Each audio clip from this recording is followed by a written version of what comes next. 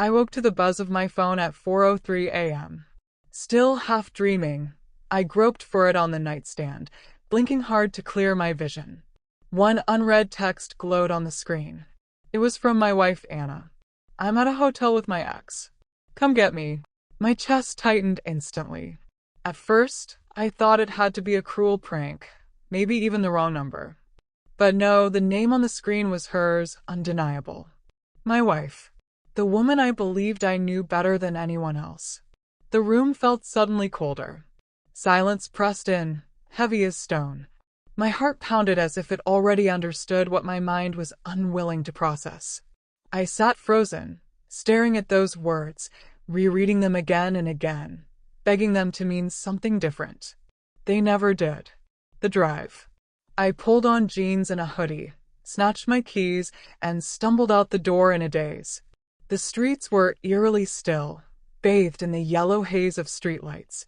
Every turn of the wheel felt heavier than the last, my thoughts screaming louder than the hum of the engine. Why would she send that? Why was she even there? A piece of me wanted to believe she'd simply made a mistake. Too much to drink, bad judgment, wrong place, wrong people. But deep down, I knew. People don't just end up in hotels with their ex by accident. By the time I pulled into the lot of the rundown roadside hotel she had pinned, my hands were shaking on the steering wheel. The encounter. Anna stood near the entrance, arms wrapped tight around herself against the morning chill. Her hair was tangled, makeup smeared. She looked small, broken, guilty. When she saw my car, she hurried over and slipped into the passenger seat without a word. The silence was unbearable until I finally rasped, "Why?" She swallowed, eyes locked on her lap. It was a mistake. I laughed bitterly, the sound cutting through the stillness. A mistake? You text me at 4 in the morning from a hotel with your ex, and all you have to say is, "It was a mistake." Tears filled her eyes, but I had no sympathy left. Not now. I don't even know why I went, she stammered. He reached out a few days ago, and I thought I was past it. I thought I just wanted closure. Closure? My voice snapped. Closure doesn't happen in a hotel bed at 4 a.m. Her face crumpled, but the words kept pouring out of me, sharp and merciless. How long? How many times? This was the first, she whispered, barely audible. I wanted to believe her, God, I wanted to, but trust doesn't survive texts like that. The ride home. The drive back was suffocating. She faced the window, crying quietly, while I stared dead ahead, gripping the wheel so hard my knuckles turned white. At last she spoke. "Please don't give up on us. I don't love him. I love you." I let out a humorless laugh. "You love me? That's what love looks like to you." Sneaking out in the middle of the night, coming back smelling like him. Her sobs grew louder, but my heart had already hardened. The aftermath. When we got home, I didn't say a word. I went straight to the guest room and shut the door. She followed, pleading, but I couldn't hear her anymore. Not that night. The next morning, reality hit harder. Watching her move around the kitchen as if life could return to normal was unbearable. "Anna," I said, breaking the silence. "I want the truth.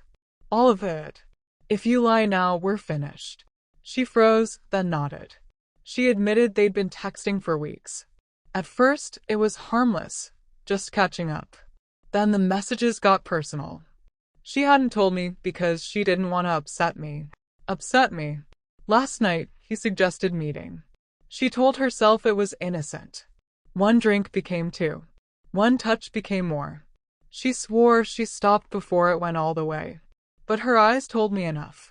"You still made a choice," I said quietly. "Every step, you chose him." The spiral. Days blurred together. I went through the motions at work, but my head wasn't there. At night, I lay awake, replaying her words, that message, her face in the hotel parking lot. She tried making amends, cooking my favorite meals, leaving notes, sending long apologies. But nothing mattered. Apologies don't erase betrayal. The worst was the absence of trust. I couldn't look at her without suspicion. Every time her phone buzzed, my stomach dropped. Every time she stepped outside to take a call, I felt sick. I was becoming someone I didn't recognize. Paranoid, hollow, consumed. The breaking point. 2 weeks after the hotel, she tried again. Sitting across from me at dinner, hands clasped, she whispered, "Can't we start over? We've built so much." Yes, I made a mistake, but can't we fight for us? I stared at her, the woman I once believed was my forever. You want me to fight? You didn't. You had the chance to fight for us when he first messaged you. When you agreed to meet. When you got dressed, when you drove there, when you walked into that hotel. You had 100 chances to fight for us. And every time you chose him. Her eyes brimmed with tears, but I couldn't stop. I don't know how to love someone I can't trust. And right now, I can't trust you. The silence that followed was deafening. The decision. That night, I drafted divorce papers. I didn't tell her immediately, but writing it down felt like taking myself back. When I finally handed them over a week later, she crumpled, sobbing. "I thought you'd forgive me," she whispered. I shook my head. My voice was calm, detached. Forgiveness doesn't mean forgetting. And I'll never forget that text. She begged, promised therapy, pleaded for one more chance. But I was finished. The aftermath. Months passed. The papers went through. The house is quieter now, and lonelier than I'd like to admit. But I'm free. Free from paranoia, free from late-night doubts, free from the fear that the person beside me was living a double life. Sometimes I still wake at 4 a.m., heart racing, remembering that message. But now, instead of rage, I feel clarity.